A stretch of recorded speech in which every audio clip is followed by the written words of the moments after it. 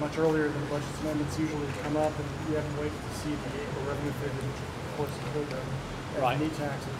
Are you trying to get this out before the better numbers come out, so you don't get a flood of even more requests? Or No. what is the, Well, no, I think a couple of things. First of all, legislature's they're on a path to, wrap up by the end of April. And if we're going to get a budget to them to consider, we need to do that now.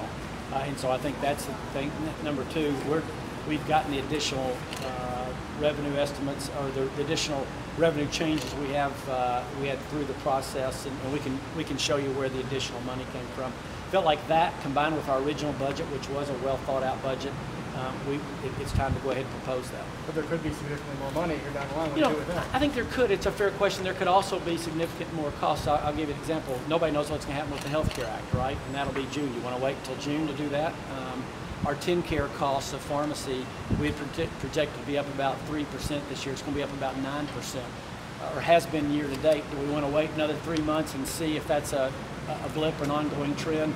I guess my point would be this: every year in a budget, you be as thoughtful and strategic as you can. You put a budget out there. All along, then throughout the next year, there are going to be things that change. And you could always say, well, let's wait 2 more months and we'll know something else. Let's wait 2 more months and we'll know something else. I think if you're thoughtful and strategic, you do that. And then if revenue numbers do end up being better, that money's not going anywhere.